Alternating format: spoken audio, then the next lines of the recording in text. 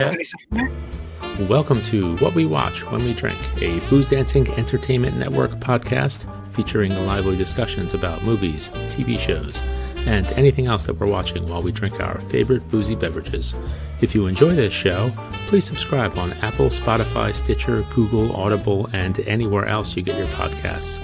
You can also find us on boozdancing.com, and if you have any questions, comments, show or drink suggestions, email us at boozdancing@gmail.com.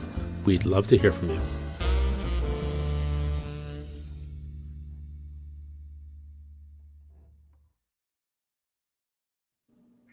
Hey, hey, hey!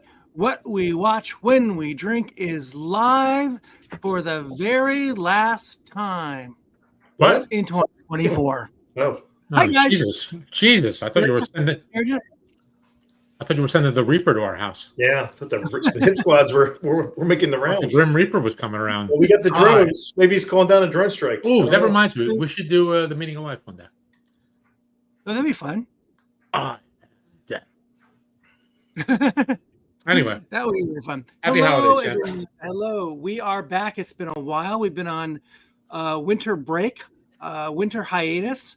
We sent all of our writers, producers off to Club Med and to the Mexican Riviera and to Sandals, and they haven't come back. So we Wow. decided to get together and fake it without writers. You know Writer what? list. Back. The Zetas. Got Why? him. Wow. The Zetas Yeah. got him. They They better suck. be here by the 20th of January. Otherwise, I'm not be able to get back into the country. That's true. We cannot get back. On the wall. No, we cannot build the wall. We need them back because we have no show. Welcome all. We are back together. It's been a while. I'm told this is episode 57 58. of 58. 58 of What We Watch When We Drink on the Booze Dancing Entertainment Network.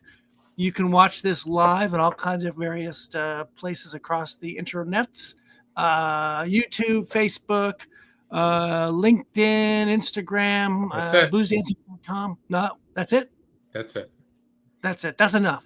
It really is enough. That's more than enough. We've been cut off of ABC, NBC, CBS, KTTV, CNN, PBS. They all banned us. That's okay. SCTV is You know- still showing us though in reruns. No, you know what we might get though? C-SPAN. See, we may get C-SPAN 3, I hear, not C-SPAN 1. C-SPAN. Is that like the Ocho on ESPN? Yeah, we're holding out for the Ocho too. We're holding out the Ocho, yes. Because we want to be seen at 3 o'clock in the morning at Wichita State in a dorm room. Hello, guys. How we we our doing? target audience. We don't know. Hello, yeah. But you know what the Hello, get is? guys. You know what the real get is? What? Univision and/or Telemundo. Telemundo. Oh, yes. To hit all of our Sabado Gigante. yes, that would be great for us. Here's the question. We're big in So Rio. those channels don't really do like subtitles. So if they were going to dub us, who would be the actor to dub us? Who would dub us? Antonio Banderas for me. Okay. How about you, Mike? I would probably get dubbed by Mel Blanc. Mel Blanc in Spanish? Yeah. It would just be a series of Mel Blanc going, see. See. That's all I'm Well, getting. you know, maybe Javier Bardem. Oh, that's a good one. Javier Bardem as the guy in No Country for Old Men in Spanish. You know, his character in that movie. Would it be wrong to say I'd like Salma Hayek to dub me? Would that be I wrong? don't know. That's It all depends. That would not be wrong. Does dubbing mean something else on the West It's Coast? a euphemism. I don't It's a really- euphemism. I have no Not comment. really sure. We are back. We are back with our year-end spectacular. They were talking about it in the trades for weeks now. When this was going to show up, we have 5 days left in this 2024. So we're together to talk TV and movies that we've seen over the year that we've liked a lot, and we're also going to be drinking some whiskeys of our own choices from our personal stashes to spend the evening with you all. It's been a pretty good TV year, I think. What do you guys think? It has. I- It's been good. I I've mean, seen but you know, we're talking about the creme de la creme right now. We're trying to, yeah. That's a goal. I think it's Or- been or a at good least- creme year. Yeah. So what was your approach to this list? What was your method?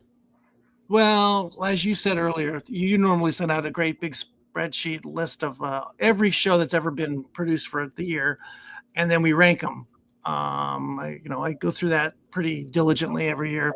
Unfortunately, you couldn't get to that this year, and so I looked at a couple lists online, and I don't have a top 10. I don't have a top 20. I'm just Same. I'm going to go through some of the lists I've seen, and I'll probably come across things I've seen, and I bet things that you guys mention I will weigh in on. I don't know if I have a best or favorite show for the year. I'm not sure if I can say that. Same. So I pulled up a list and I went through the list and looked at it and said, "Ooh, that's something I wanted to watch. I'll put that to the other Yeah. side of the. I wish I watched that this year." And then I went Yeah. down the list of things that we watched for the show, and then things that I watched on my own or with the kids, and just kind of the ones that I enjoyed. Maybe no one else did, but I enjoyed them. And the same thing with movies. The movies that I actually saw, and then a couple of the movies that I never got around to seeing that I kind of wish I had. Excellent. And how about you? How'd you do this? Yeah, same thing. I went through all the top 10. I couldn't remember. There was just so many. It's been a little bit of a disjointed year in terms of TV watching. There's been just a lot of other stuff going on. But I tried to go through all the top 10 lists and, various sites and trying to figure out what I watched. And then I broke it down into categories of like watched, started, and then want to watch, because there were a couple shows Wow. that I want You to are- watch. But You are ahead of the game. I'm impressed. and then I took the shows that I watched and I gave them a 1 out of 5. I gave them a 1 to my 5 ranking. So now I've got shows that are 5s, 4s, and 3s. Stuff that I watched. You have way too much time on your hands. That's all I gotta say. It took me 5 minutes. It took me 5 minutes. Wow. But anyway, go ahead. Well, okay. So we're gonna dig into this and probably in some sort of round robin order. I assume we have some whiskeys at hand. Yes. You are correct, sir. Excellent. So maybe we'll start with the whiskeys at hand. Okay. Was there any criteria on what you picked on what you were going to drink? Are they 2024 acquisitions? I don't know. I think a couple are, I believe. I would say at least more than half of them are. And then I have a couple that I'm not sure about. So More than half. How long is this show going to go? As long as it takes. I've got 17 whiskeys here. So Jeez. 17 whiskeys. Nice. And then I saw this show. I really like the show. It's such a great show. I really. Okay, why don't we start there first? Mike, what do you have to drink? I had to go to the liquor store because my mother-in-law was coming over to cook the 7 fishes. And You say enough. You've said enough already. and I did not. Well, it's for her, not for me. And I did not have just plain Jameson for her. I had a Jameson stout cask, and she's not a fan of that. It's too much. Oh. So when I went to the bottle shop, I think it's rude if you only buy one thing. So I had to go and buy a few other things. And one of the things I purchased was a Woodford Reserve Double Oaked, sort of a gift for me. So I really enjoy Woodford, and it's a really nice shaped bottle. I find the bottle to be what's really most intriguing to me. And it's their Double Oaked. It's 45.2%. And they finish it in a second oak barrel. So they do one oak barrel and then a second one. So Excellent. it's not like they finish it in sherry or something else. It's double oaked. It's double oaked. Ange, what do you have in front of you? Well, I'm going to start with an acquisition actually a gift from the man in the bottom square, bottom rectangle. It was Paul Lynn. and this I believe was inspired by our Travis pod where we went through the Glenmos. Yep. So this is Mike heard that there was something going out. So we said, "Ooh, I got to buy one." So he picked up a bottle of the Sauterne Cask Finish and was kind enough to gift it to me. So that's what Nice. I'm drinking. The Glenmorangie Sauterne Cask Finish. A The sumptuous nectar, whiskey. The Nectar d'Or, right? See. Nectar See. d'Or. It's very good. I have chosen for my first whiskey the Wolfburn Northland, which I believe we got from our friends at Impex, who have been so generous to us all year. Cheers to all our folks at friends at Impex. Sam and Chris and everyone there.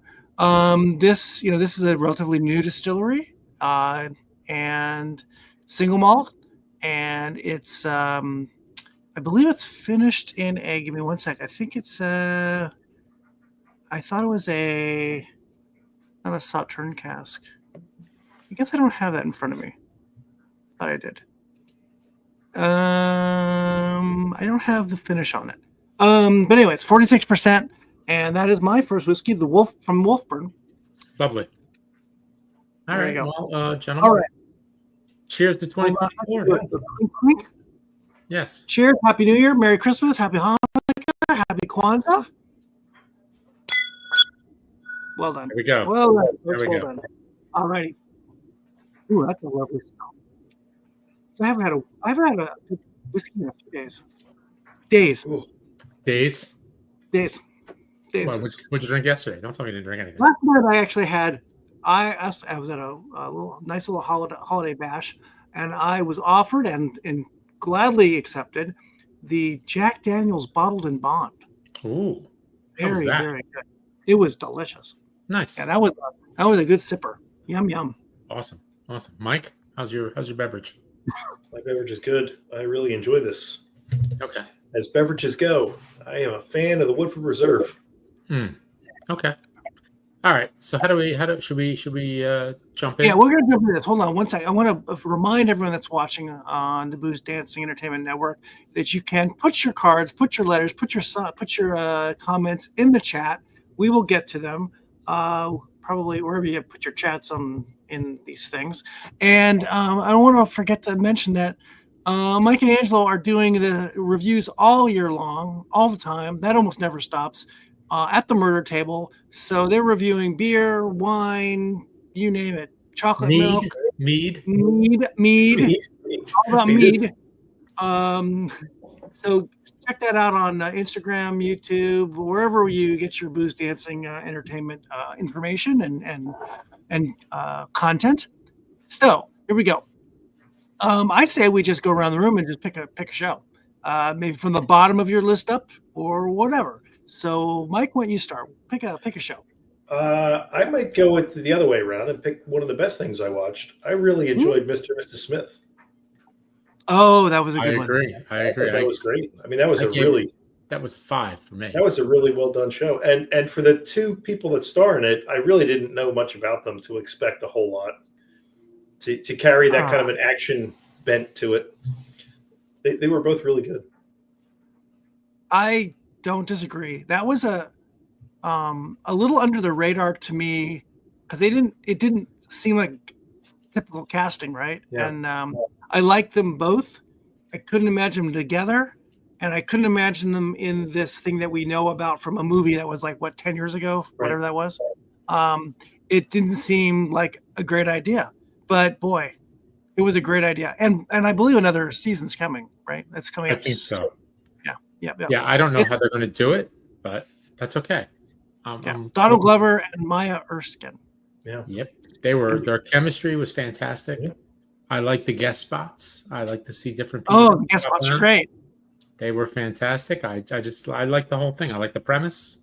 It was just a lot of fun. And I gave that, remember I said my 1 to 5 ranking? Yep. I gave it a 5, and it made my, It would be a 5 for me. I was really all the entertained. shows I watched, there were 5 shows that got 5s, and this is one of them. Yeah. Like I said, I think that's one of the best things I saw all year. That was a really good What show. I liked about it is that first off, it's not really about being a spy and whatever. It's not. It's about the relationship, right? Totally. But it's mixed or hidden or camouflaged by this other story that's going on about them. It's actually a kind of a workplace show, Yeah. and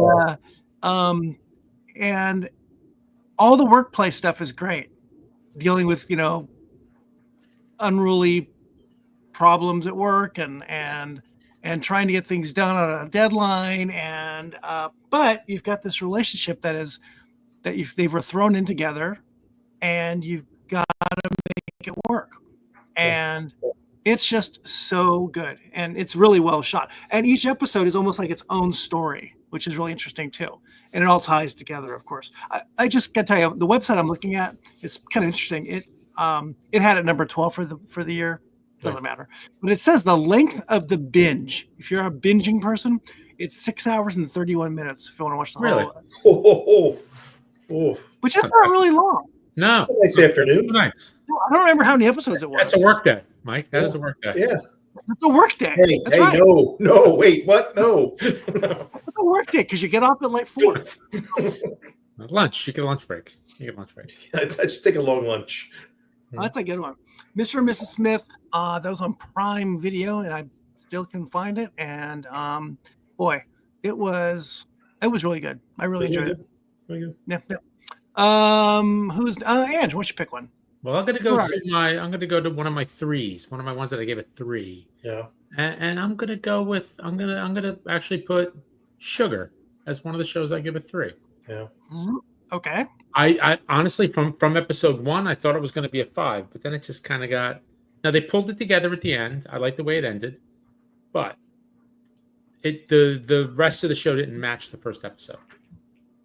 So Sugar on Apple, Correct. starring what's his name? Farrell. Colin Farrell. I really enjoyed it most of the season, and it did go off the rails. The beginning of it is great. I thought it's really the first good. episode is spectacular. Stylized, noirish detective series. You think? Mm-hmm. And I guess it is. And then it kind of goes off the rails. We're not going to talk about too many spoilers. And it got panned pretty badly, because of what happens in the end towards the end of the season. Yet, I believe I heard it's coming back, which I was surprised about. I think Colin Farrell in it. Colin Farrell was great. He's great. Amy Ryan was great. Oh yes, that's right. She was great. And I'm not a huge fan of hers. It was. And while the critics may have panned it, it got 82% of Rotten Tomatoes. So is that right? The fans may have liked it a lot more than the critics. Wow, that is really interesting. It does not show up in this list I have here, so I'm actually sort of not surprised. I think. Okay. Wow, it's interesting. I enjoyed it. I knew something weird was going to happen at some point. I think I might have read it, not the exact thing, and it is a shock to the system. But I don't know. I still powered through it. I liked it. I didn't make me stop. Yep. How about you? My turn. Well, I don't know. There's so many. I'm gonna. Hold on one sec. This was a fun one. I thought was. Where is it? Give me one. Oh, Fallout. I didn't see Fallout it. was on. You did not see it? Nope. That was on Prime Video, and it's a post-apocalyptic show based on a video game, and it was, by the way, 7 hours and 51 minutes total binge time. I love that. For those keeping score. Oh no, yeah. Walter Goggins, our friend from many. It is Walton Goggins. Oh, Walton. I'm sorry, Walton Goggins. I love Walton Goggins. He is great. It's literally based on a video game, and my son tells me that the video game world was up in arms because this wasn't like totally held to the story of the whatever. Yeah, whatever. It's a different medium. Suck it up, people. Exactly. Suck it up, Charlie. But I enjoyed it. I thought it was a really interesting telling of a story, a post-apocalyptic story. And Ella Purnell's in it. She's really good. And it's just an interesting way of looking at not necessarily about nuclear fallout, but that's what it is. About how societies change, suburbia changes, who's in charge of things. I thought it was really fun. The casting was great, and I really enjoyed just watching how they were going to lay this thing out. And I had no knowledge of what this was about. I had zero. I just knew it looked fun, and Walton Goggins was in it, and that was enough for me. So it was, I'd say, in my top 15 for the year, probably. It was fun. I enjoyed it a lot, and it was a binger. You could actually watch it all at once because it was on Prime. I think you can let it all at once. Cool. Are we still drinking the same things at the moment? We are. Mike, you're muted. Same thing. Okay. Same. All right, Mike, your turn. Pick something. I'm probably going to go with another one I really enjoyed was Criminal Record. Criminal Record. What was that? That was the one with, That was with Peter Capaldi. Where they're set in, yeah. in England, going through them. Yeah, we did really the enjoyed that. podcast on that one. I would probably put that as like as a 4, if we're doing a 1 to 5. I enjoyed that. I didn't like the ending as much, but I thought the lead up to it was really well done. It was one of the shows I watched. Also, we did a pod on that one because we did the first episode of this and the first episode of Monsieur Spade. Yep. And So sure, I gave it a 3. Yeah. I enjoyed it. Yeah. I made it through mostly because I like Peter Capaldi. No. But I gave it a 3 overall on that one. it's hard for me not to like British crime drama. It's so really good. tough. They are so good. And it's, as we've said for years, it's the same freaking map. Cop trying to solve a crime who's screwed up in some way on their own. Troubled past. And an up and comer cop they're partnered with who's all hell bent on the justice part. That's right. That's right. And they're gonna do whatever they can and probably screw up their own family. Yep. It's all the same. Yes. It is so freaking amazing that they are all the same this way. It's like a Hallmark Christmas movie. The same storyline. And sometimes the same casts. It's a formula. I mean, the formula works. The Brits have it down. They really do. They do. And I think it was actually done pretty well.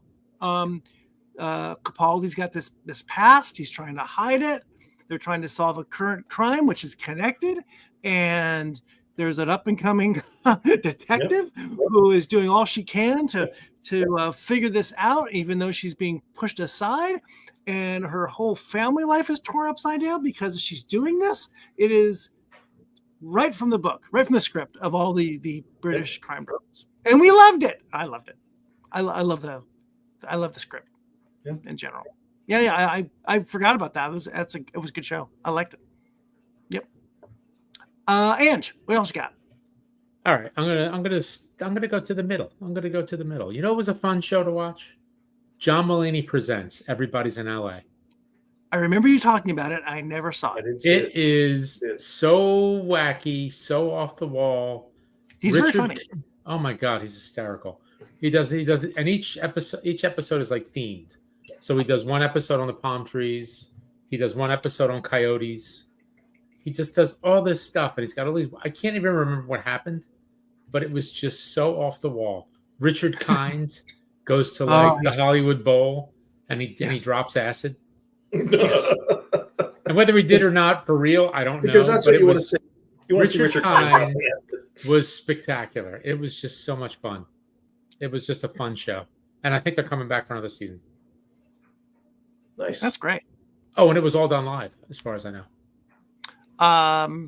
Is that right? Done live the whole thing? I believe so. Yeah. Wow. It was impressive. good. It was a lot of fun. One small Mulaney story is the new Christmas tradition in my home. Christmas Eve, we watched the Fishes episode of The Bear. And Mulaney is so good in that episode. He is so good. So great. Yeah. Great to go. Okay. I'm going to go back a little bit. I'm not sure when this actually ran. The final and last season of Curb Your Enthusiasm, which Big five for me. I love it. HBO. Whatever I'm looking here says it's 24 years after its debut. 24 years ago. That's incredible. 24 years ago. I will say it is the show that literally made me laugh out loud the most all year. I'd probably say the same thing. I'd probably say the same thing. It was really funny. It was just so good. Everybody was great. I mean, and even the whole Richard Lewis thing, I thought that was handled really, really well. Richard Lewis stuff was great. That was just handled really well, and you got to Richard Lewis. Cheers to him. He went out in style. Cheers. Cheers. He was just a pro, just a great comedian. Loved him all his life. He went out in style. Yeah. You want to work until the end. He did, right? He did. He did. He literally did. He was fantastic. And the show has a backdrop of knowing that the show is coming to an end, how it's going to end, and the connection to Seinfeld, and the way the end of Seinfeld was, which was critically panned for poorly received. Poorly received, yes. And can we call that meta? It was very meta. This was extremely meta. This was like meta. Meta within the meta of the meta. Yes. Right. It was great, and there was also this underlying story of election issues, who can vote, and election problems, and Larry's right at the center of all that, and it was just really good. It was a really great. I almost want to rewatch the whole series. It was so good on so many levels, with so many great characters and so many great videos.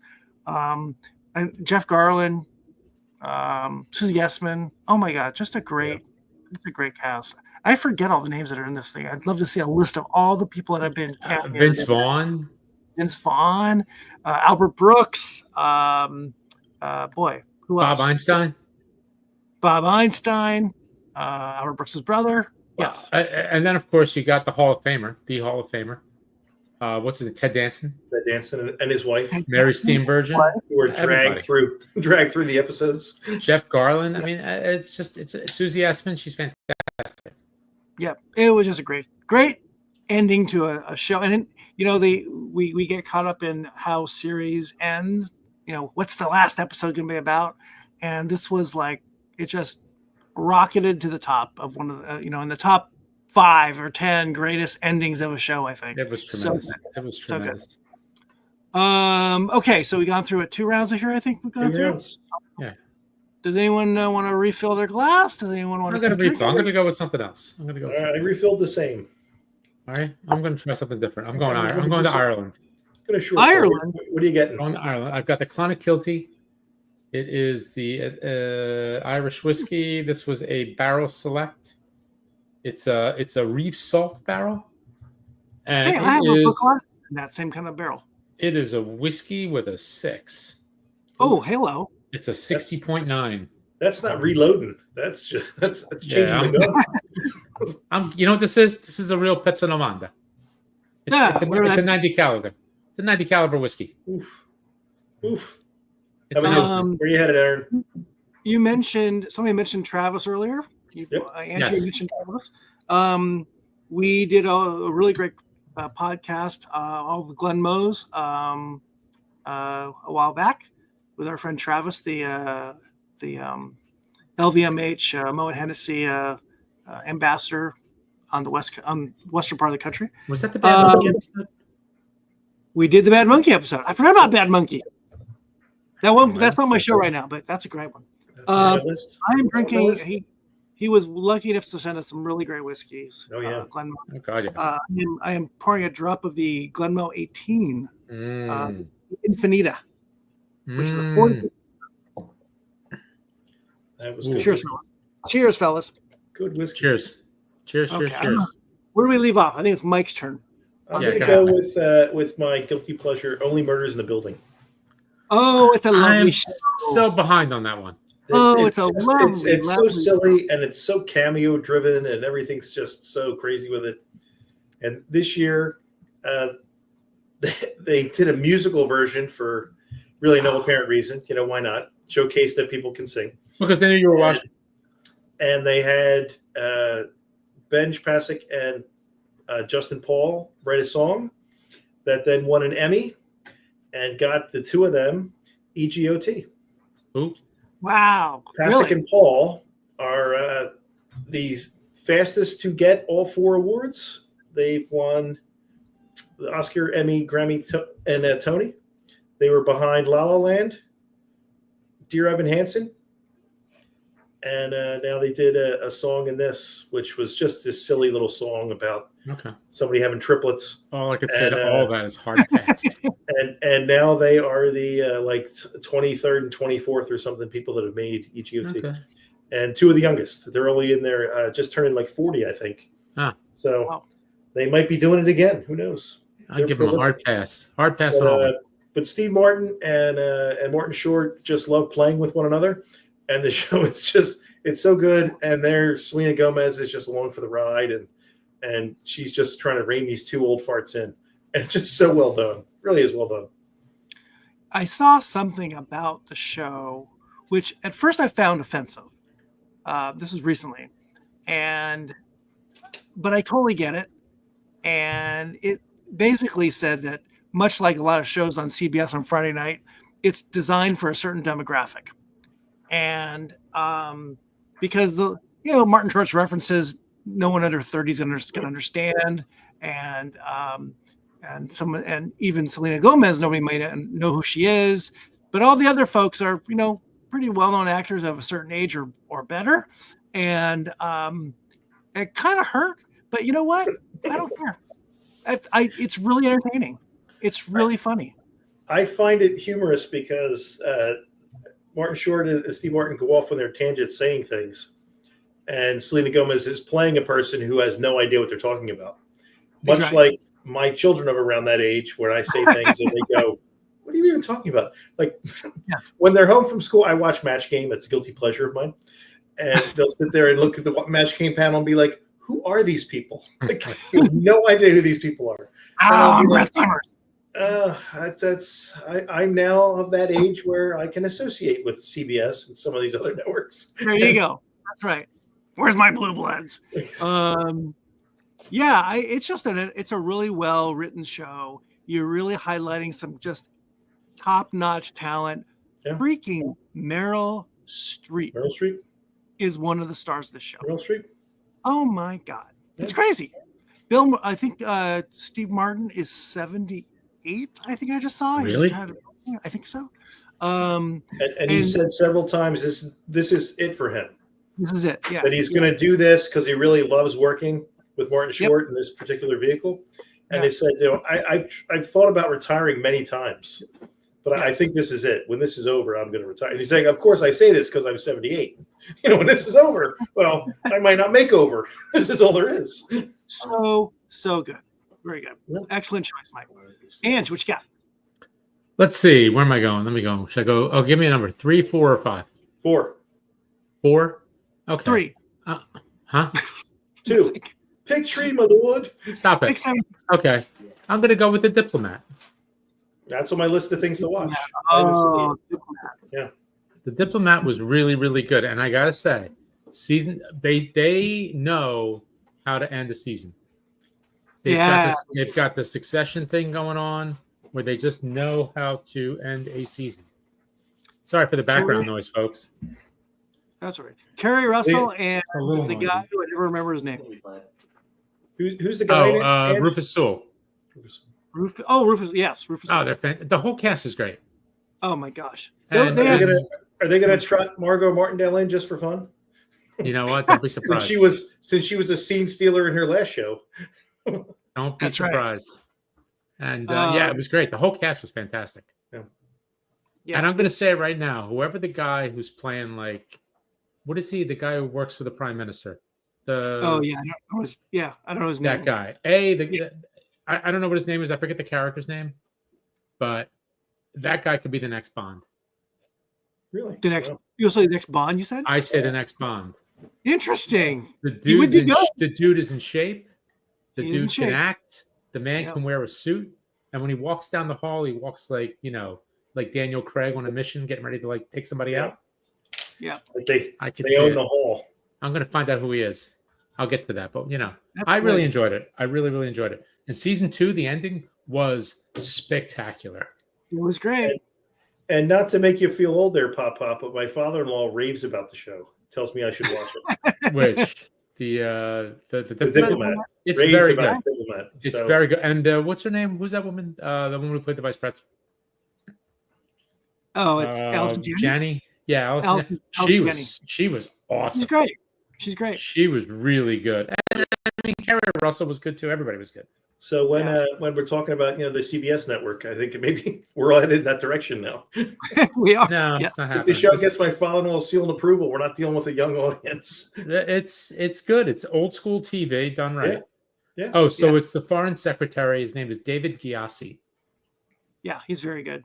He's Yeah. really good. He's really I also good. like the Kerry Russell's the person at the her Oh, Stewart. handler- Stewart, yes, and Yeah. and So his name is Atto Esando. his quote unquote girlfriend. She was That great little- too. Yeah, Ali An, her name is. Yeah. And I really like Rory Kinnear as the prime minister. It's funny. I'm not a fan of him, but he's really good. He was really good in this. He was He's really, really really good. He's Everybody was good. He just shows up in the wackiest places. Yeah. Yes. He's in the first episode of Black Mirror, the one with the pig. Oh, that's funny. Yeah. Interesting. So Well, I'm debating about whether to go to something British because that's a kind of a British show right there, Yeah. or something based something. This is maybe not in the top of my season of my year, but you mentioned a person in this last conversation who I just love, and she's a scene stealer. She's so great. I am going to go with her, Margot Martindale, in her new show, No, not the sticky. The Sticky. The sticky. is it good? I loved it. Oh.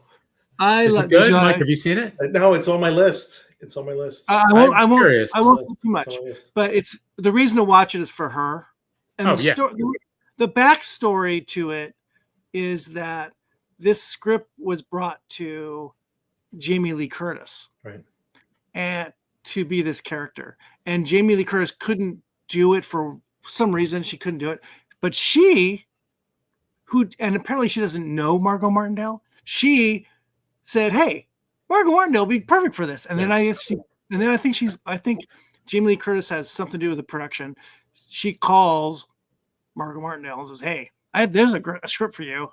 Is this Jamie Lee Curtis? Who is this?" And it's great. It's loosely based on a real story of a very large crime in Canada. Quebec years ago. The great they called the Great Maple Syrup heist or something. Oh, yeah, I remember hearing about this. Yeah, it was a real story, but so it's loosely based on that story. But I think it's on Prime, I believe. Right. It might be. Is it Prime or Peacock? I'm not sure. One of the two. I think it's Prime. But I saw an interview with Jamie Lee Curtis that she was talking about how she wouldn't be able to play the lead role in it, and it suggested Margot Martindale. And people were kind of like, eh. And she came in to read for it, and the people were just blown away because she's so bossy and profane, and like you said, she's a scene stealer. And they came in and they were like, "Wow, wow, you were right. This was something." There is actually one other actor I know in this show is one of the other two or three leads of it. Other than that, no one you know. Yeah. No one you know. And there's a good couple change ups that come into the show too, and it's I don't know if it's set up for another season or not. Kind of, maybe, sort of. But it was really fun. Highly recommend it. So, maybe not the greatest show in the world, but really fun. Okay, who's next? That would be Mike. I'm going to do a quick round robin because this will take forever if we keep going one by one. Other stuff I really enjoyed: the True Detective, the Night Country version with Jodie Foster this year. I did Ripley. Ripley was really tremendous. Ripley was tremendous. I mean, that's that. If I It's had to number rank, one on a lot of lists. that'd be top 3 for me. Yep. Muncher Spade would be top 3 for me. Well, Bad Monkey was really good. I really I enjoyed like Bad that Monkey. monkey. And then as the guilty pleasure, we watched Cobra Kai, which was fun. That show's dead to me. No, I'm done. we Dead watched to me. we watched Agatha All Along, which was another, Oh, I actually kind of wanted to watch that. Which I was heard it okay. good. And it was odd because of the eclectic mix of women they had in that, which kind of showcased everybody's talents at one point during the show. And then we binge watched as a family. We watched How I Met Your Mother. So we watched all 9 seasons in 4 weeks or something like that. And it was really fun to watch the Cobra Kai characters spill over into How I Met Your Mother. Wow. Because Neil Patrick Harris's character, Barney Stinson, always feels that the hero in Cobra Kai is really Joey Lawrence, He's the not William wrong. Zabka character, because he was cheated, like an illegal kick to the head, because you can't make head contact in any of these tournaments. So Daniel LaRussa should have immediately been disqualified for an illegal kick to the head, and instead people they're championing the cheater, and he should have been thrown out of this. So it was funny to see how he kept weaving in William Zabka over and over again through this whole thing. But it was a big year of television for me always, because I watch a lot of television. But I think that was some of the best stuff that I watched. Ange, you want to throw a couple at me? I'll throw a couple. All right, so let me I'll back up Mike on a couple of these. Ripley, loved it. I thought it was fantastic. I watched it over like 3 nights, and it just kept building and building. It was deliberately paced. It was beautifully shot. I love the sound. Beautifully shot. The production value was tremendous. It was incredible. Every single scene, I would frame and put on my wall. It was just so well done. It's got the best cat acting ever. I love the cat. Not a thing. No. Let me tell you something. That one part. I spent a couple weeks in Sicily and Italy in November, and there are a lot of cats. With And amateur cats. I'm not a cat person. I'm not a pet person. But I gotta say, these cats over there, they got attitude. They're very cool. I think the term "cool cat" was coined by an Italian. That's all I'm saying. But Ripley was tremendous. I thought Adam, what's his name? Scott. What's his name? No, what's the actor's name? I don't know the name. I can't remember his name. But anyway, he was Andrew Scott. Andrew Scott was fantastic. It was just so well done. And also another lesson is it's really hard to get rid of a body. It's not. Wait, what? Sorry. No, never mind. But loved Ripley. Bad Monkey was tremendous. I thought it was a lot of fun. It maybe went a little long, but overall it was a pleasure to watch. It was nice to see Vince Vaughn back in form. Yeah. Doing something fun. Though he was great in Curb too. And he was great in Curb. And that's sort of set up to do another season. Supposedly, yeah. Which is great because you can know the season of it, which is nice. Yeah. And I liked his chemistry with Rosa. Yeah. The Undertaker. The coroner. The coroner. Yeah. She was fantastic. And what's his name? John Delaney. Rob Delaney. Yeah. Rob Delaney was awesome. He won't be back. He won't be back for season 2. Sadly, no. And by the way, going back to that, the what was her name? The Dragon Queen. Yeah. Yeah, she's good too. She was great. She stole every scene she was in, and she's now in a show that I started on Showtime, The Agency. Oh, I watched that. Yeah, it's really, really good. And Michael Fassbender, I'm not done with it yet, but I think if it all the way through, it would get a 5-star. It's really well done. Michael Fassbender is tremendous. Yeah, it's just really, really good. I'm liking it. I saw 5 episodes of it yesterday, and I really enjoyed it. So let me give you one more. Okay, so we did Bad Monkey. We covered Ripley. Here's one. English Teacher. That was a lot of fun. Yeah. Oh my God. It was probably my favorite comedy of the season. It was really good. It was really funny. It's got a great cast. True. It's got a really good cast. I really enjoyed it. It was really funny. And Have you seen it, Mike? Didn't see it. No. It's good. Yeah, I recommended it to many people. It's a lot of fun. So, okay. Aaron? Let's see. Well, I just say that it's my favorite comedy. Maybe my top 3 comedies would be Curb of the year. Curb, The English Teacher, and season 3 of Shoresy. Oh my God. It's a 5-star for me. It is. They know how to set the tone. Set the tone. They set the tone. They got a veteran presence. You got a veteran presence. You got to set the tone.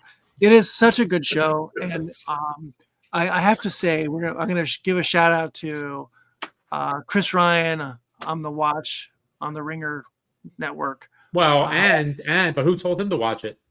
Jason uh, Mantzoukas. Jason, who totally espoused this show, and and really describe why it's so great. And Ryan, who's a big sports fan and a hockey fan, jumped into it and then binged it like 2 days and totally got sucked in, and now puts it in his top 10 for the year. Absolutely. And it's that good, and it's only like 6 episodes. It's right, probably 6 episodes. 6 and or it's, 8. the arc of the whole show is really interesting if you think about it. It's senior hockey, right? And The no-show. The no-show, and it's about a guy coming to terms with his age, right? And trying to figure out where he is in life. You can't play hockey forever. Right. No one can, unless you're Gordie Howe or Zdeno Chara or somebody, or Jaromir Jagr, who played till they're 55 or something. But this guy is really on the tail end, and he's made a team, won a championship, and now what? And it is so well done, and it's really funny, and it's really fun in an interesting way. Yeah. Once you get it, once you get on the Shoresy frequency, oh my God! Now I watched Letterkenny too. I don't think Letterkenny's as funny as Shoresy, but it is good. It's got its own language. It's got its own pace. It's very But I've watched Shoresy a couple times. I've watched it probably 2 or 3 times already. Me too. All the way through from beginning to end, because it's just it's so good. Yep. It's just so good. Couple other ones. It almost makes me want to watch hockey. Almost. I think about it. It's funny. Whenever I'm watching hockey, I think about the show quite often because the cliches come out. Absolutely. You got to set the tone, man. You just got to set the tone. Who's going to set it? 3-Body Problem on Netflix. Really good. I think it's based on a book. It's really intense. It's a little bit of this, a little bit of that. It's got astrophysics. It's got religion. It's got ET stuff. There's a little X-Files thing going on. The cast is great. It's really good. Netflix. What's the lead guy in it? Who the Asian guy? I can't think of his name. I don't know. He was in Doctor Strange too. Oh, I didn't know that. I think guy. I like that guy. He's cool, and he was in. I think it's the same guy that was in The Martian, the guy that worked at the Jet Propulsion. Oh, Benedict Wong. Yeah, I love that guy. Yeah, he's awesome. He's so good. A show that call my cousin Tommy. By the way, show that was go ahead. If you want to see a movie with Benedict Wong, it's really good. There's a movie called Dirty Pretty Things.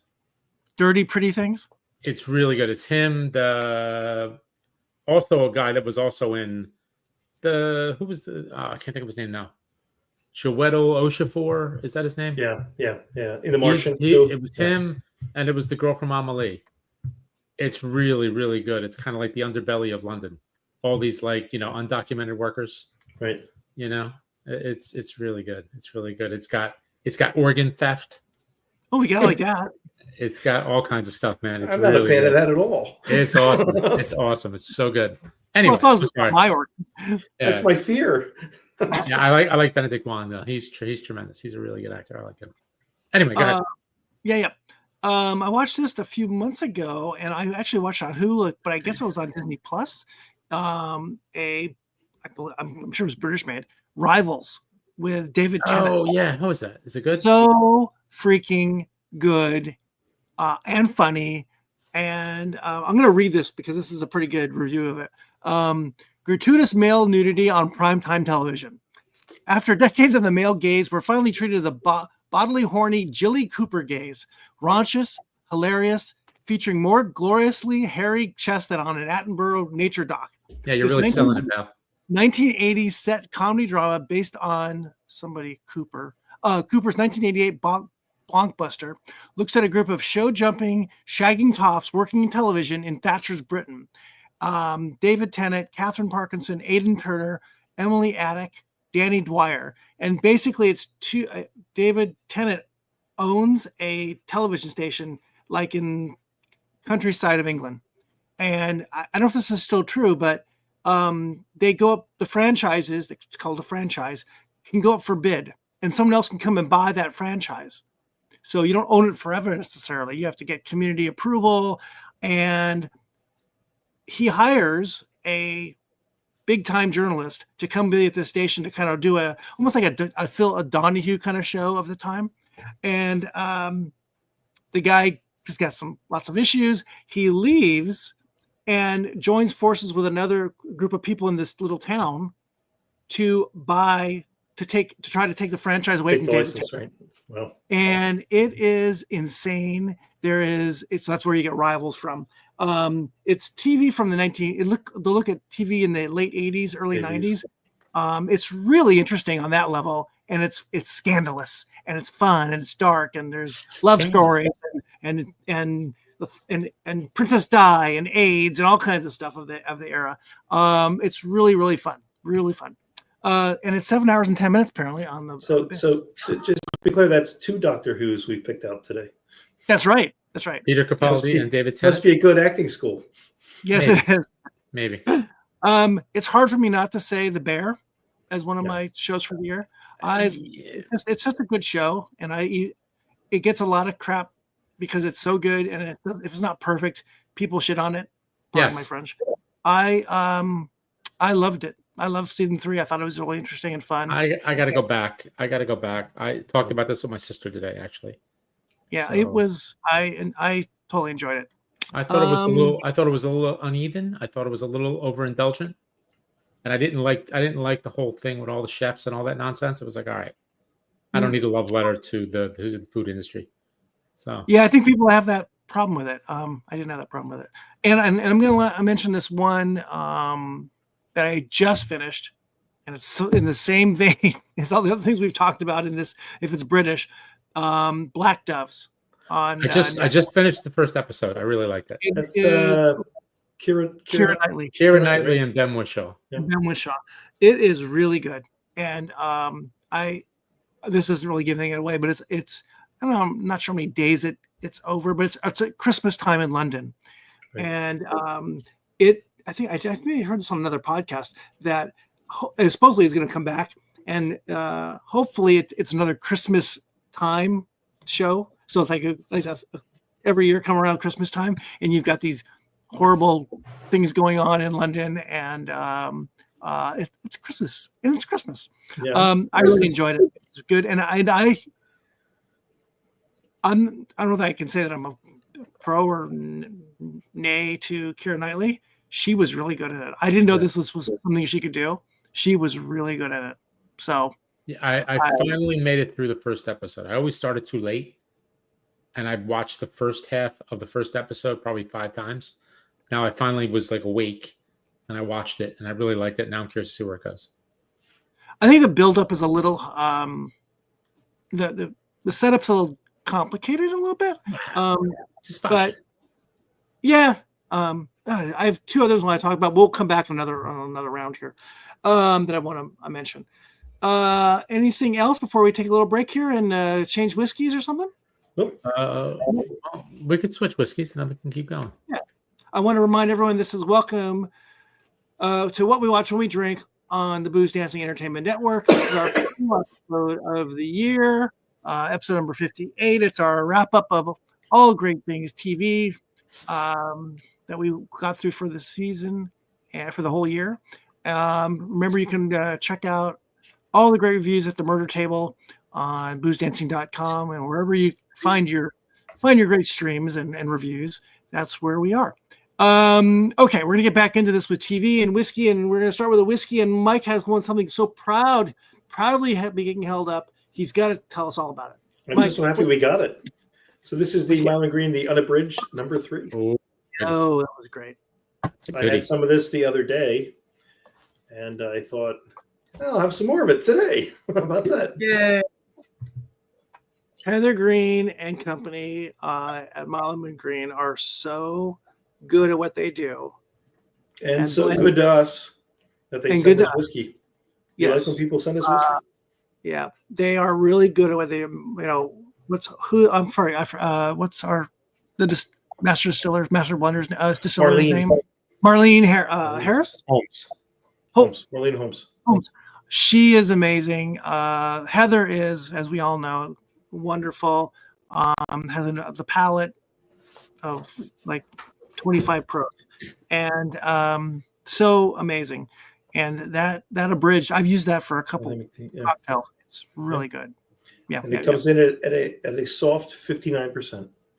Nice. A soft 59, not a 6. No. 6 would be too much. Too much, darling. Too much. Too much. Angelo. I've got the Mossburn Island edition blended malt Scotch whiskey. Ooh, I'm not sure I'm exactly. intrigued. Not sure where they get their stuff, but I guess it's all islandy whiskey. It's a little smoky. It's a little peaty. It's quite delicious. Comes in at 46%. So I went up, and I went down. I'm fairly certain it's from Staten Island, but I could be wrong. Not really sure. Guineas, goats, and whiskey. I have something from our friend Raj at what's Raj's company called? Used to be Glass Revolution. Glass Revolution, right? I was going to say Purple Valley. This is a Blackadder Red Snake. Ooh. In a Foursquare rum cask. Ooh. 12-year-old. How could that be bad? 55.1%. How could that be bad? We had Raj on earlier in the year, and did we? Or was it last year? When did we have Raj on? It's been a while. It's been a while. Oh, I'm sorry. When Raj was out here in California, we did a tasting with a Southern California whiskey. It was Raj is great, and he has so many great brands that he carries. And this one actually, if you guys can't see this, but it's got that magical bits char on the bottom. Bits. Oh, we love it. Ooh, I did that. It smells spectacular. I got a bottle of Black Snake on my shelf. I'm looking at it right now. I love the Black Snake. I'm curious as to how that would shape up compared to other rum casks, because Foursquare is quite powerful as opposed to. It's just a barrel though. It's not like. Well, it's got the rubber boot in it and all. You just don't know if it's going to impart a different flavor than a traditional rum cask. Yeah, I don't softer, remember, so to speak. I don't have any notes on what kind of rum it was, where it came from. You just said it was Foursquare. Yeah, but Foursquare, it doesn't make things. They just get things from other distilleries. So. Do they? I thought they were a distillery. No, they get stuff from other distilleries. So they have so many, the Barbados and all kinds of things. And then they have different, and even those rums have different casks finishes different too. places, yeah. Okay. So I've got a few here that are odd like that. Okay. We'll jump into this here shortly. So you guys, I had a couple of what I still want to talk about from this year. Did you guys want to talk about stuff you're watching or? Well, I just talked about what I'm watching. I started the agency and I started Black Doves. So I started those two, which I agency too. The agency's fun. Yeah. Let me see. True Detective we talked about. I started it. I didn't care for it. I got tired of it. So I stopped. Is the agency Richard Gere too? Yes. Yeah, and despite Richard Gere, I still like. Yeah. Despite Richard Gere, I still like the show. Who else? Who are the other stars in that?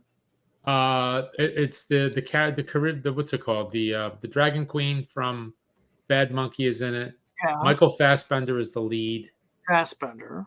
Yeah, I can't think of anybody else that's like big or big actors in the show, but it's really well done. It's really well done. It's very serious show. It's good. And let me see, what else did I see here? Okay, I also started Under the Bridge. I couldn't get into it. I kind of got a little tired of it. Under the Bridge. Oh, I like that, Under the Bridge. That was I know you did. Based on a true story about an author who goes back to her hometown on Vancouver Island.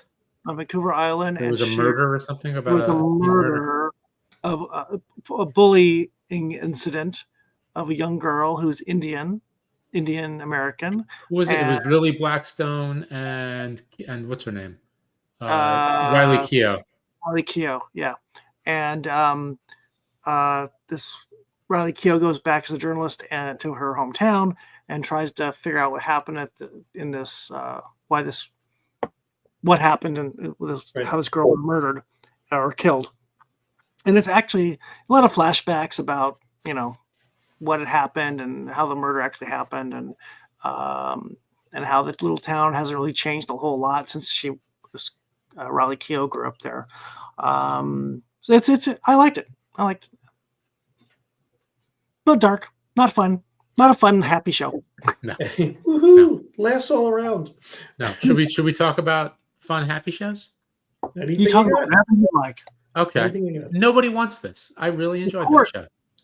Nobody wants this. What's that? The That's the Hot Rabbi Kirsten show. Bell and Adam Brody. The Hot Rabbi show. And whoever the girl was, the woman from Succession, the one who was with Yeah. She plays the Hot Rabbi. and the wacky guy from Veep. Right, the Hot Rabbi's brother. They I just think were it's Hot Rabbi all day. actually, those two were really good. They They were are so great. good together. They were so funny. Almost better than the leads. And whoever played his wife, I don't know what her name is. She was spectacular. You know where she's from? No. She was on Glow as one of the wrestlers on Glow. Was You she? watch Glow?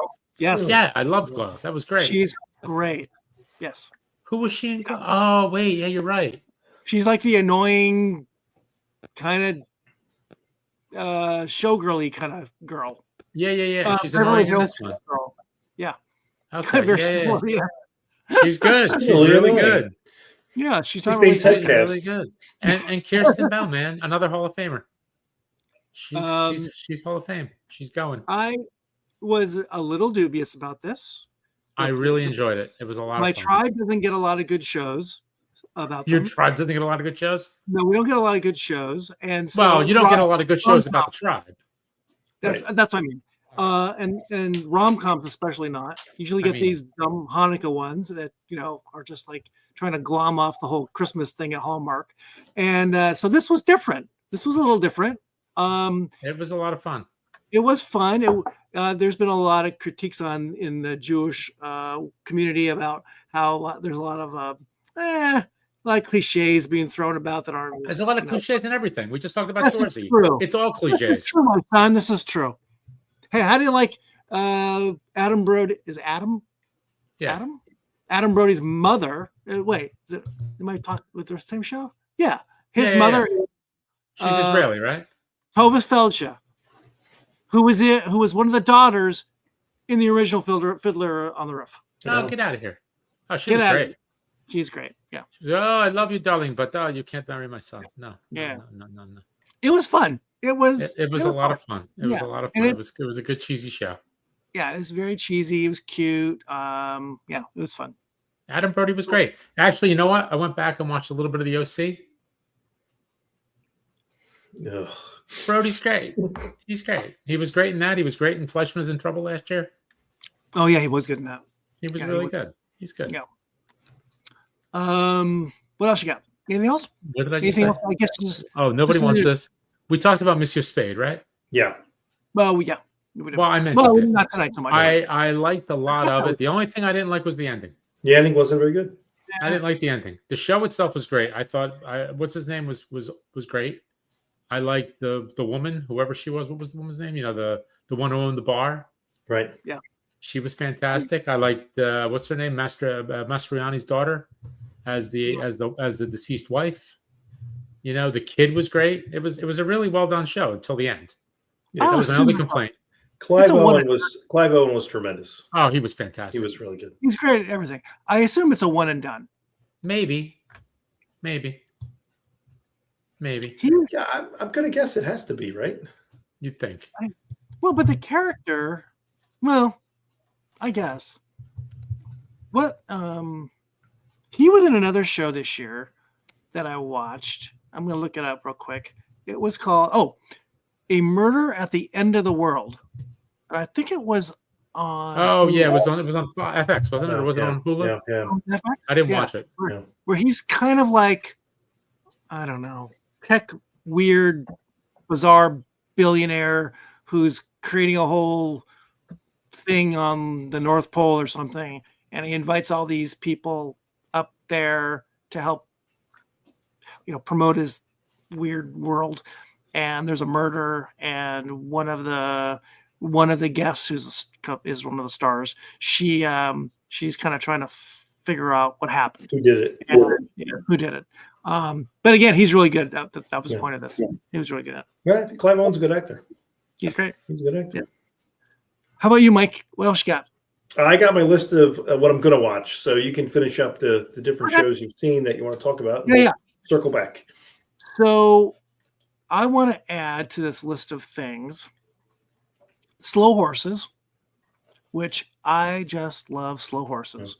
It is such a good show on Apple. 4 hours and 34 minutes. That's a short binge. Yeah, that's not a bad. 4 I hours could do that. I could do that easy during work. I mean, How's that for possible? lunch. Are those only half-hour episodes? Where there's only They're They're like six. 40 minutes. I think Where there's they're only pretty 6 short. of them. You know. Okay. I was a Uh, little. I thought the last season was a little disjointed. I didn't really love the storyline as much, especially once he leaves and goes to France and all that. So I didn't finish it. I didn't watch the last episode. It's only 4 hours and 34 minutes. You can jump in anytime you want.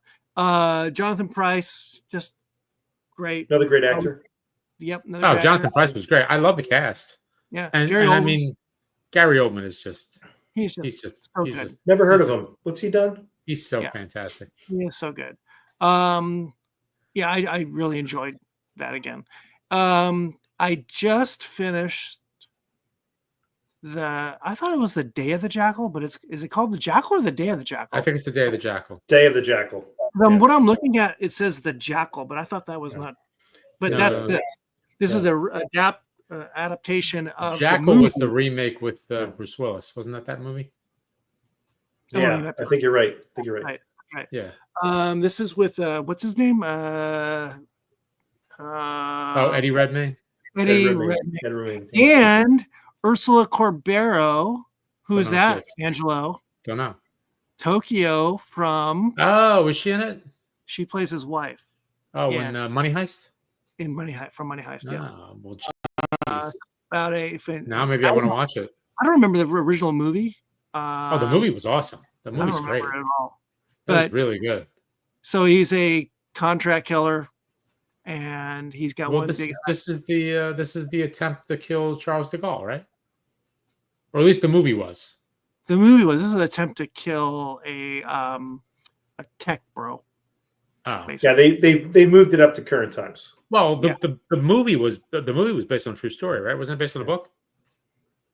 Well, it's a John Le Carre, right? Le Carre. No, Le it wasn't. Right? I think I don't know if it was. I think it was a true story. Blueprints remain from Frederick Forsyth's novel about the assassination of de Gaulle, Yeah. and it's solid 1973 Edward Fox adaptation. It's a really good movie. Edward Fox plays the Jackal. This is a really interesting the oh I thought of something else I want to bring up. The interesting part of how the gun part of the show is really interesting. Well, I'll leave it at that. The gun Okay. part is really, really interesting. And again, the crime is trying to be solved. He's trying to be caught by a cop who's on her rise to fame, yet she can't give up she will give up her family life, so she has to go catch this killer, and then her Formula. family life is falling apart. Formula. You know what? By the way, we should do the Day of the Jackal on a pod. Sure. We should do it. It's really good. All right. So, from what I remember, it's been a long time, but it was really good. It reminded. I'm sorry, I don't know what made me think of this.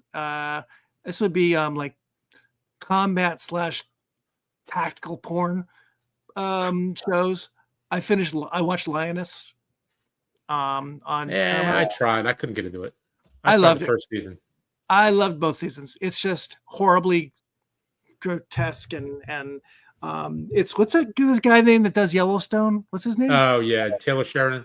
Taylor Sheridan. It's He's another Taylor Sheridan show, and it's just non-thinking fun. CIA under the president has no idea what's going on. All these bad things happen. And it's the same thing. It's the same story. Lioness. What's her name? The actress? I can't remember. Think of her name. Oh, Zoe Saldana. Zoe Saldana. She's like this, special ops person, but she's trying to find the bad guys, and her family life's gonna fall apart because she won't give it up. It's the same old story. And the Lather, last thing, rinse, repeat. the last thing I want to mention, because I thought the last season was good again, and I believe the new one's coming soon, is Hacks. Really good. It was I like the beginning. The middle gets a little shaggy, but it was solid ending. It was solid. The ending was awesome. It was just the really, ending was really so- well done. Yeah, it's really good. Really, really good. So to very talk good. about the career, ebbs and flows, we're watching a 2012 Hallmark movie, and who's an ancillary character? Gene Smart. Gene Smart. Oh my god, that's so funny. So Ancillary we're character. watching this movie, and I'm telling my daughter, I said, "You see that woman? She used to be on a really big show, and now she's in this, and she leaves this, and she's been nominated for like 5 Emmy Awards since then, and she's won maybe 3 of them." And she's like, "This woman?" And it's, yes, this woman has won. It's the smartest sons. It's Really the Gene smartest sons. You're just. What's your career like? If you're lucky, it's like this. That means you get to work a long time. Weirdly, in my mind, this is a complete tangent, but it somehow connects in my head. I just finished the final season of What We Watch in the Shadows. Yeah. Oh, I have to go back to that too. What we do in the shadows. What are you doing in the shows? Thank you. And so they know they're going out, right? It's meta within meta within a meta. Oh my god, it is so funny. I guess it's one of my top 5 comedies of the year. It is so funny, and the finale meta-ness is just super meta. It is so meta-y. It's so funny. I really, that show was really, really fun all 5 or 6 years of its time. Okay.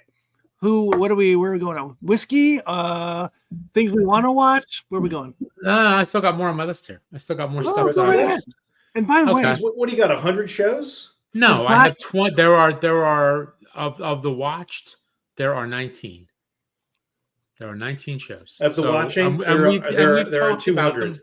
Of the to be watched is 1,000. Don't go anywhere. We've gone like back and forth, so I'm just going with what's left. I'm highlighting as we discuss them. Hey, Jerry Lewis, this isn't a telethon. Move it along.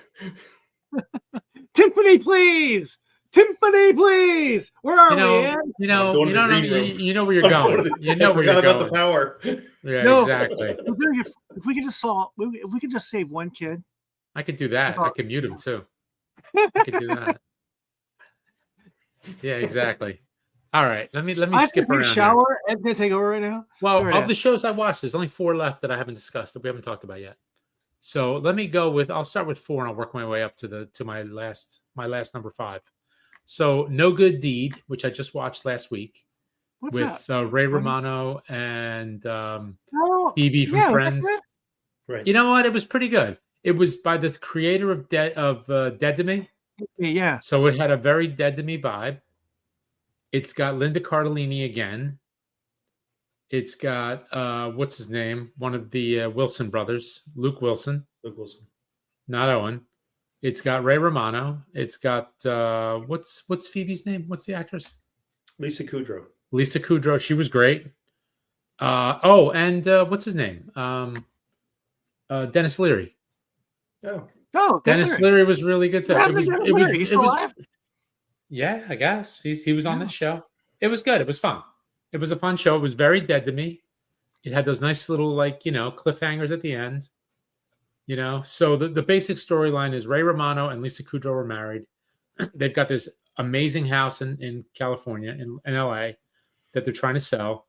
But something happened and they couldn't sell it for 3 years in order to not have to disclose what happened. And it's them and it's all the buyers and sellers, all the potential buyers. Mm-hmm. And just a little offshoots of those storylines, what's going on with the buyers and why they want the house. And you find out what happens with the house. So there's a little bit of a murder mystery. There's a little bit of all this, family tensions. You know who else is in it? Remember that show with the guy from the Jeffersons? What the hell's his name? You know who I mean? George Jefferson. Sherman Hemsley? Yeah, Sherman Hemsley. Remember the show we did, Amen? Yeah. Yeah. I think the woman who was on her, who I don't know if she was the secretary or whatever she was. I can't think of the woman's name. She was really good. Older black woman. She got kind of an odd voice, but she got kind of a hoarse voice. Right. You'd know her if you saw her, but she was really good on the show. And there was actually one of the women that was the woman who was the dealer in Hacks, the Asian woman. Yeah. She's in it, She's good. and a few others. Linda Cardellini was great. She was such a sleazeball. We like her. She was good. She was really good. It was fun. I'm not saying it was the greatest show ever, but it was enjoyable, and I wanted to see it to the end, and it had a good ending. So, No Good Deed. It just dropped a couple weeks ago. Yeah. So that was number 4. That was all. I gave that a 4. I give the final season of My Brilliant Friend. I also gave it a 4. Oh, yeah, that's a good one. I love the ending. It got a little tedious because it's very melodramatic. I'm sure it's all realistic, but it gets a little bit much after a while. But the ending was awesome, and the people that we really hated got their just desserts. Yes. What was his name? Nino. Well, that's what you want. Nino got what he deserved and then some. What a scumbag!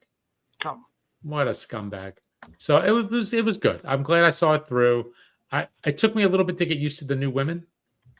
Yeah, it's a really interesting thing that they did with that show, because you're trying to tell an entire life story of 2 women from when they're little girls, Right. all the way to when they're older women.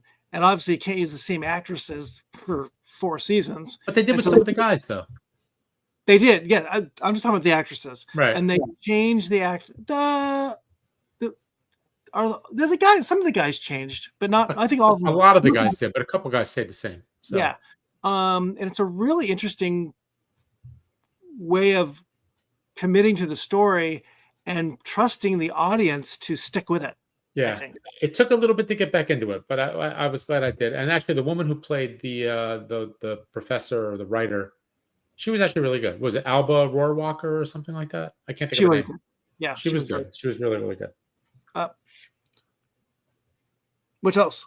So My Brilliant Friend, that I gave that a 4 just because it got a little tedious, but it was good. And also Baby Reindeer, which surprised me. I wonder when you're going to bring that up. I wonder because I didn't think I was going to like it, but then once it gets going and you figure out what the story really is, it was really good. It was really, really well done. Definitely not one to watch with a family, but really good.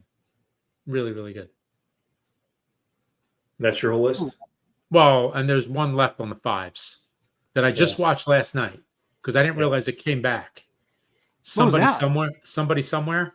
Oh, did you watch season 3? I did. It's done. It was fantastic, and it was such a good ending. And your boy's in it, the big Iceland guy. I know, the guy from Trapped, and he was also in The Tourist. Right. Yeah. Tourist season 2 was great too. I didn't see that. So that show is interesting on so many levels. I think the most basic of it is it's such a simple show. Yes, it's a quiet show. It's a very quiet show. It's a quiet show. It's a pristine show. It's about everyday life, and it's a show that I probably in a different world I would not want to watch. It seems a little boring. On the face, but it's so not though. She is so good. The whole cast is great.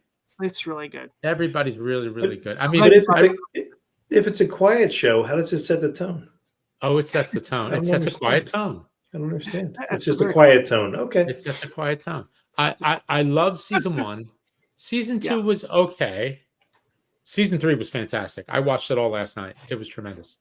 I just kept going and going and going. It was really, really good. It was really, really good. It was a beautiful ending. It was a really, really, really nice ending. That's gonna be a short watch. It was like 3 hours, 3.5 hours. Yeah. It was great. I didn't do a whole lot yesterday. I watched 5 episodes of what's it called? 5 episodes of The Agency. I watched the Sixers actually win a game against a real team, and I watched Somebody Somewhere. So it was, an action-packed day. No, not at all. Not at all. Let me give you the last of my. I don't know if it's the last, but I keep thinking of things. From the bottom up, and this has actually gotten a lot of great reviews for the year. is Say Nothing. I watched the first episode. I thought it was tremendous. I got to get back to it. Yeah. So freaking. Did you watch the whole thing? I did. It's really good. How do you find the time? How do you do this? Because I don't sleep. It's based on a book about Northern Ireland during the Troubles, and I think it's somewhat. It's nonfiction, but I think it's based on some stories. Yeah, somewhat biographical. Yeah. To me, yeah. And it's about it's 2 different time frames. A woman is being interviewed in current times. I don't know what, and she is telling her kind of story about how she was basically in the IRA and what they did. And there's one.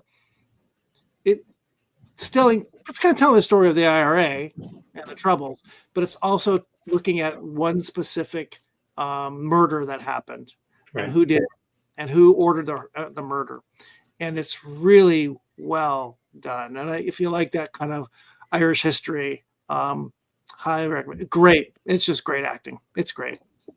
And you mentioned My Brilliant Friend. I just finished a show that I had not heard of. It's on Peacock. It's called Vigil, and it's a detective show in Scotland. I used to be there. With one guy who's a loose cannon and somebody else who's not. There's actually 2 women who are detectives, and it's interesting. The first season, there is a murder or a death, questionable homicide, on a British nuclear submarine that happens to be in UK waters. Oh yeah. Okay, I remember this one.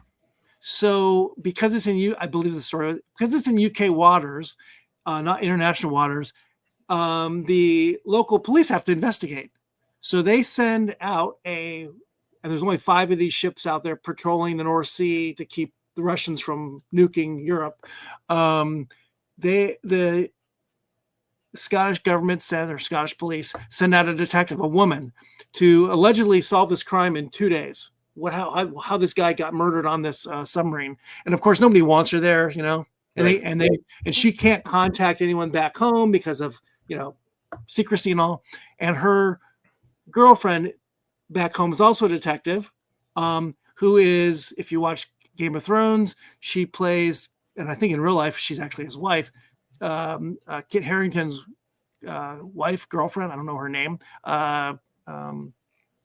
Jon Snow in Game of Thrones. So they have to solve this crime kind of from afar, kind of from Scotland. More bad things happen on the ship, on the sub.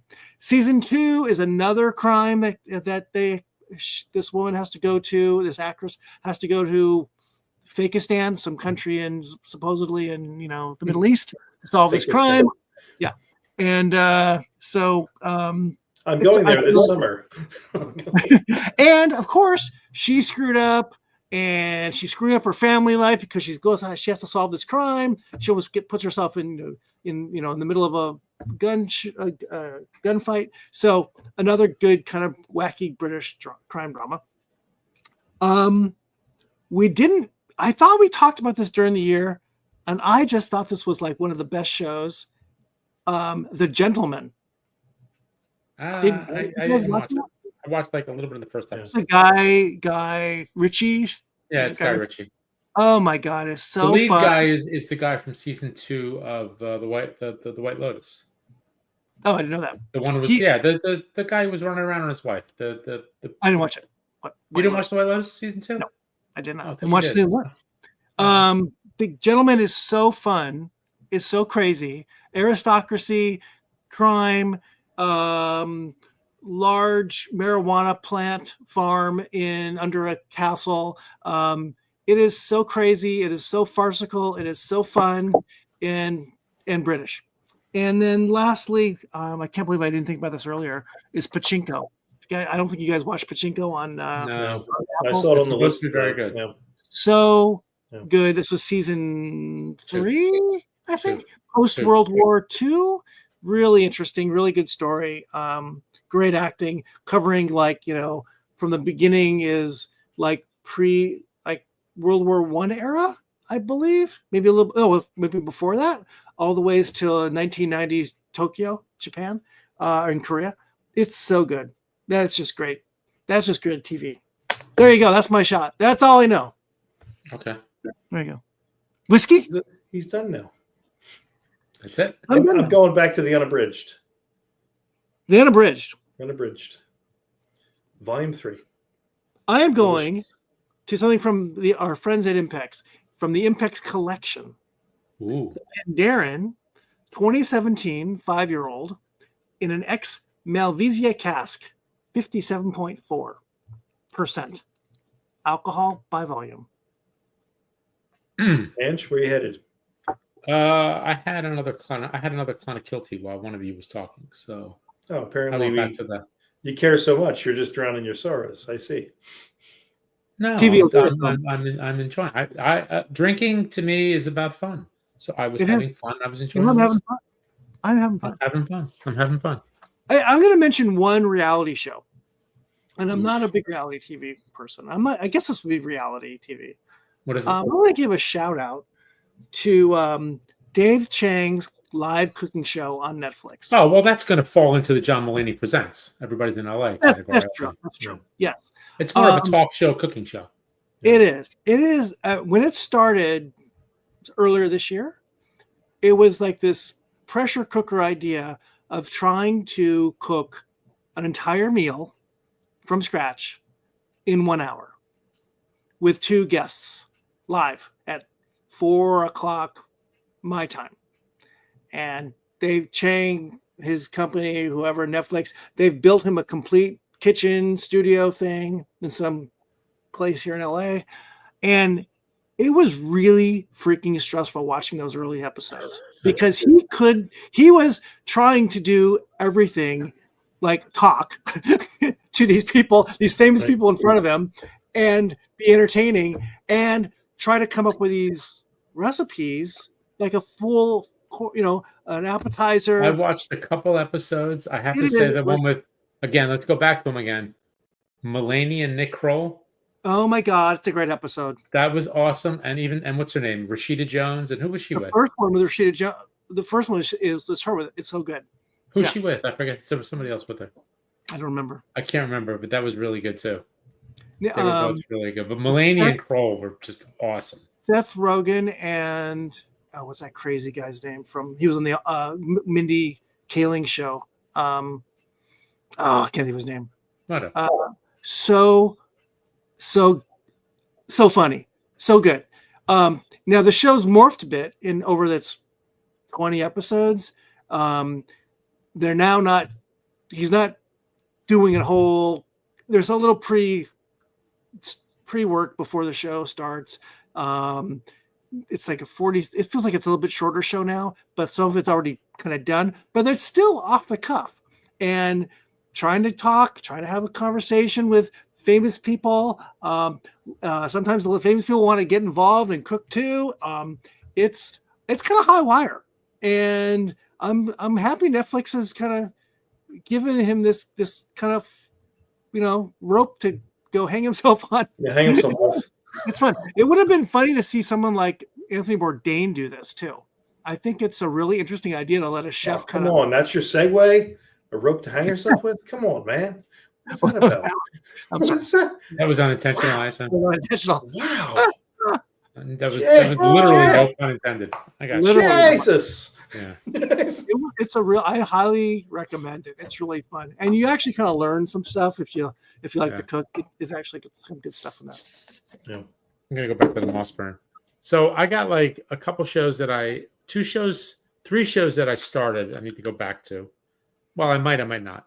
Man on the Inside, I thought started off pretty good. Ted Danson. Yeah, Ted Danson's great as always. I mean, Ted Danson's just Ted Danson, and it was kind of interesting, especially now he's like trying to play a spy. He's like an old guy, trying to infiltrate a nursing home. Not a nursing home, but like an assisted living. That's not even assisted living. It's more like a senior retirement. Senior living. Yeah, because all of them are fine. They're not like I think this is a Michael Schur. Yes. Right. Yes. And it's very, very vanilla. And I know there's a bigger thing going on because it's Michael Schur. There's a bigger story, bigger ideas going on. But it's really it could be on channel. It could be an NBC. Oh, absolutely. Show, Yeah, right? it could have been. Totally. Yeah. It's okay. I've So- watched like 4 episodes. Yeah, I watched 3. I don't know if I'm going to go back to it or not, but it was okay. Shogun, I really want to get back to. I do too. I I've watched the watched- first Yeah, let's do it. episode. I liked it, but it's the kind of show where you really got to pay attention. Yes, agreed. Between the subtitles and the plot, you really got to pay attention. Yeah. So I'll probably go back and watch the first episode again, but it is spectacularly done. Yeah, Yeah. I agree. And so I got to go back to that. Man on the Inside, I might not. The Penguin was kind of interesting. I don't know if I want to go back to that. But there are 2 shows that I want to get back to that I haven't started yet. Industry season 3. I really like the first 2 seasons, and I also want to go back to Tokyo Vice. I haven't watched the second season of that too. I liked it. It got canceled, I heard, but I Yeah. really enjoyed it. It's fun. I got to go back to that because I like I Ken do. Watanabe. Oh, Watanabe. Yeah, and the kid who plays Ansel Elgort or whatever his name where's he is. from? Where's he from? Oh, he was in Baby Driver. Baby Driver. That was it. I was He's gonna say okay. Bodyguard. He's I thought that was a fun kind of show too. Yeah, it was good. I don't know about that Michael Schur show, boy. It's I love Ted Danson too. It's just it's a little bit too vanilla-y for me. Yeah. Mhm. Yeah. It's anything else from anyone about That's- anything? that's Anything at about all? I got my list of what I want to finish watching or start Go Go ahead. watching. right ahead. Jump right in, my friend. Shogun's on it. Shrinking. I want to see Shrinking. That looks to me like a pretty good show with Harrison Ford. How do you go wrong? By the way, I did watch parts of season 1, and Harrison Ford is actually really, really good. I hear it's good. Pretty good. The Deb which you mentioned, I got to finish The Boys, which now that my one boy has reached an appropriate age, we're watching it together. So, Oh, God. How do you do that? I'm in the middle of the first season. and Not do there's that. excessive violence and things going on, and so far I don't it's care okay. about the violence. It's all the other crazy stuff that goes on. I in that want to show. watch Bad Sisters. Oh, that's Oh, right. I forgot yeah. about that. I got to get back to Bad that. Sisters, and this Great. Sticky. Great. I just finished the season. It's great. The new one. And it's guilty pleasure. I want to watch Matlock because I just love Kathy Bates, and I'm an old person who watched the first Matlock and it wasn't so bad. She's fucking great. So I want to watch Matlock. I like the person that plays like I am the smartest person in the room, but I'm going to make you think I'm not. I like that. And there's a quirky show, Elspeth, with Carrie Preston. Yeah, It's it's on, supposed to be on good a too. regular network. Yeah. What used to be a regular network, I don't know. Maybe they're not the regular networks anymore because it's I don't have to pay for it. That looks to be a really good show. And, and it's got your boy in it, Ange, Who? from The Wire and from Suits and from Oh, everything else. yeah. Yeah, I know who you mean. You, I know you who you mean. just you You just mean the can't greatest beat it. actor on Suits? The greatest actor, Wendell on Suits. Pierce. Wendell Pierce. Wendell Not Williams. Yeah, Wendell Pierce in it. He plays like the put upon guy in charge of the police, and this monkish person comes along. Carrie Preston's character is like Monk, Tony Shalhoub's character, and can solve anything by anybody. And it's just looks like something I want to watch. Let me throw a couple out. One I forgot to mention earlier in my list of things I've watched during the year: Masters of the Air, the World War II. I think it's Spielberg. It's happening. About the 100th bombing group in World War II. I thought that was really good. We enjoyed that one here. I just watched the very first episode a couple nights ago of the new Star Wars show on Disney Plus called Skeleton Crew. And it's supposed to be in the same vein, the same feeling of Goonies, Gremlins, a bunch of little kids on an adventure to solve crime. But it's in Star Wars world. And there's four kids, like middle schoolers, and they don't really want to be in school, and they got to take a test. Their dad says they have to do it, blah blah blah, and they find something after school, and then they dig in, they try to get into whatever this thing is, and somebody thinks it's from the Jedi, and all of a sudden they're on a spaceship, going off to nowhere to, it looks kind of fun.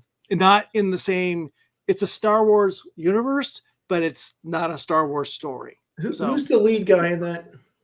I have no idea. The adult character. I don't know. There's a Is it animated or is it live action? Live action. I saw the previews for it, and they panned to a person who I would assume was the person in charge of stuff, and it was a guy that I recognized, and I can't remember who it was. And it made me want to watch the show. It was. The first episode was kind of fun. Yeah. I want to keep going with it. Trying to think of what else I have not hit or seen.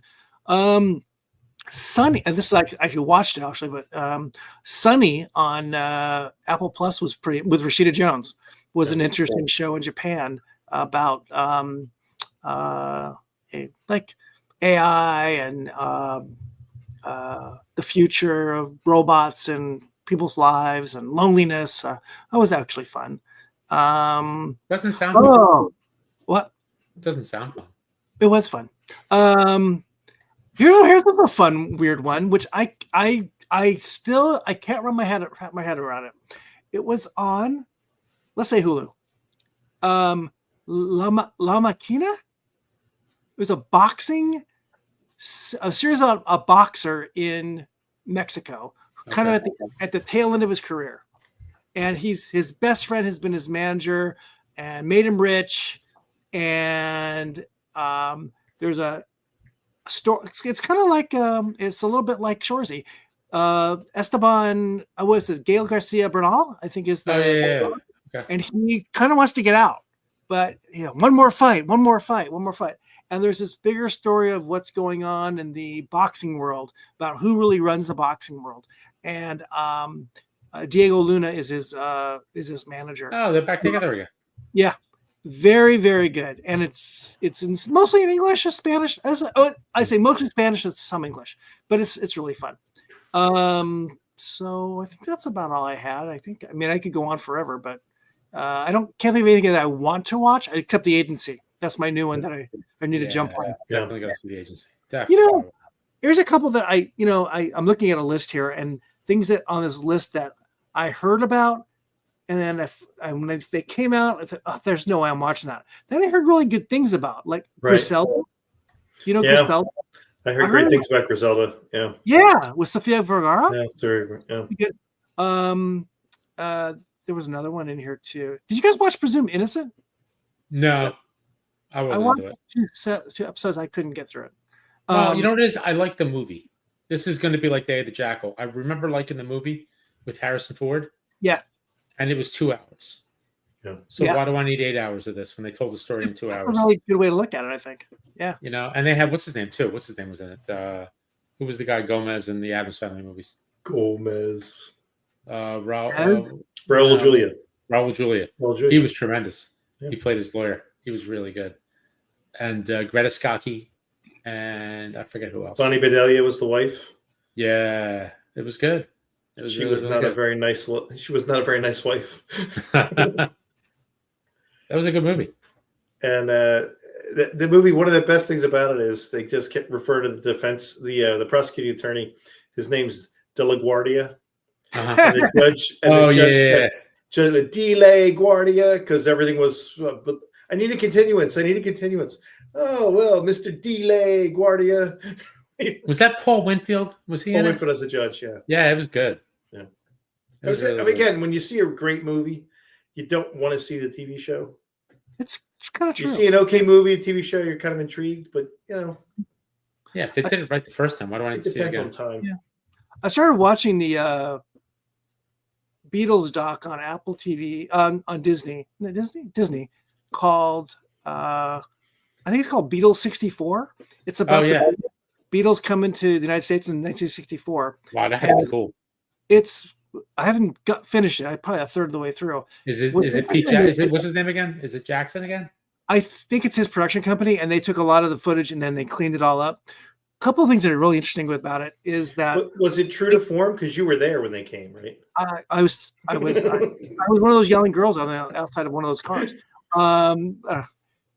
What's really interesting is they actually interview some of those women or men that were yelling and screaming outside their cars, Oh, except they that's interviewed them today. Yeah. And how they felt back when they were, 14 years Yeah. old. Ringo's in it, McCartney's in it, and Peter Jackson's prior doc, was it the Let It Be doc? Yeah, yeah. He purposely didn't have them in that. He didn't want anything current to make you, bring your mind to current Beatle look. Right. He only wanted the old stuff. This time they've got McCartney in front of a big video screen looking at something in the streets of New York City with all these people yelling and screaming at the car he's in. And he's talking about, what it was like. Right. They've apparently, the Beatles were like ahead of their time.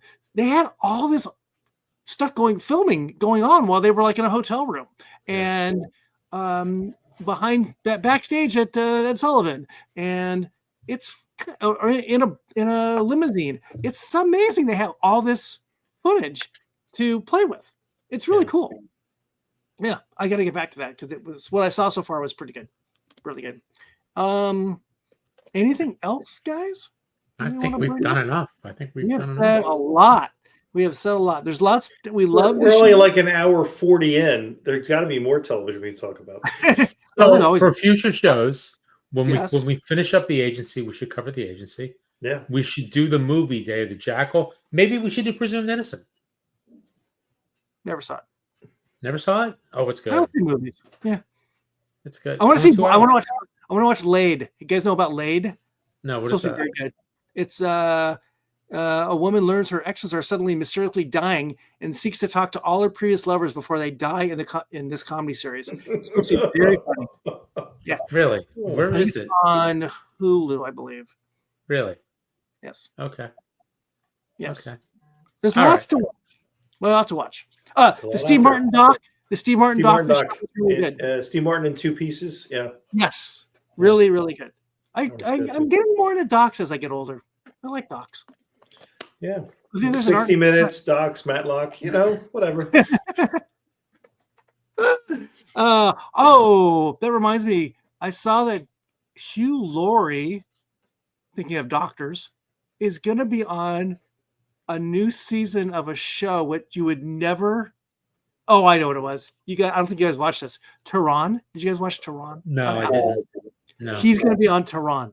No. But Glenn Close was on Tehran, so I guess you could get Greg House to be on Tehran too. Sure, why not? British actor in the middle That's- of Iran. That's what my 2 of my kids are binge watching now. House. House. Oh my For God! whatever reason, they just love House. So It is such a great show. It is such good TV. It's good network television. Highly recommend. Love it. I saw like a snippet of him and Hugh Laurie and Clooney on a talk show.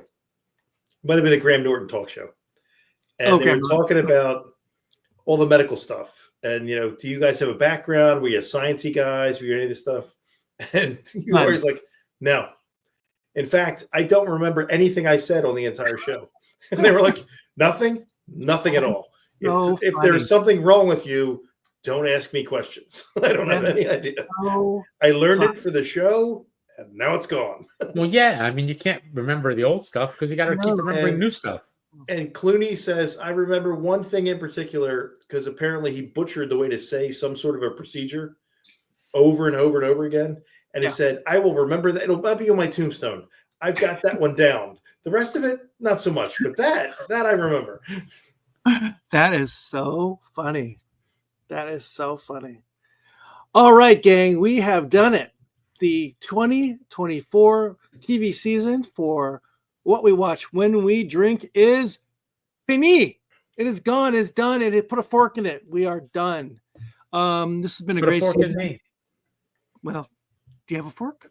I You know, get Forks one. was a really good episode of The Bear. We should mention that. That was my favorite episode of The Bear. I think. You know, and the forks that are being thrown around in the Fishes episode, That's not fun. all get you ready for the Forks episode. That's Whole true. different thing. The thread, what do they call that? The threads that go through the whole series are just so good on The Bear. Mhm. Let's see. This has been great. We have another great season. the writers are hopefully coming back from Mexico. So this will be much, much better in our next episode, whenever that will be. We invite you to watch, to listen to this podcast when it comes out in about a week or so. Maybe less. You'll be able to, of course, rewatch this on YouTube. And don't forget to join the boys at the Murder Table for all those fun reviews of whiskey, mead, canned cocktails, Diet Pepsi, you name it, they'll review it. They have a backlog of reviews. I got some vintage new Coke in the basement. We should try that. Vintage new Coke. Hey, Yeah. we still have to do our episode of was it Mountain Dew we wanted to do? Oh, that's right. Yeah. We gotta do a Mountain Dew. That's right. That's right. Okay. That's right. And since it's the end of the year here, I want to make sure we thank all of the guests we had over the year. We had so many great, interesting people come on our show. And Andre Darlington, Susan Carpenter, who else we had? Gene Cooper. Who? Gene Cooper from Gene McMahon Cooper. State. Travis McMahon Tidwell. Who else? Don Davis. Don Joanne Davis. Joanne Joe. McGinnis. Boy, we've had a cornucopia of wonderful folks. Our bed guy, the guy who's working with Beyonce. Cameron George, now George. with Sir Davis Whiskey with LVMH. We are hoping to have as many great folks coming on next year as well.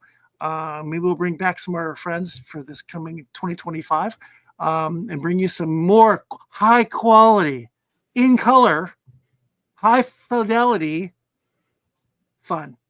And don't forget the Impex guys. Oh, and of course the Impact guys. Well, They sent us a number of things to drink while we were doing the shows. Yeah, we cannot, So. of course. And they just sent us a very nice holiday card. Yeah. Sam Thomas, Chris Udi, and everyone at Impex. Thank you all year long for sending us some wonderful whiskeys and to talk about and try. Thank you, and everyone else who has sent us some things over the years as well. Oh, the lady from Angel's Envy. Oh, that was a beautiful package they sent us. Hold on 1 second. We're going to give her a shout out, so we got to say her name. We got to say her name.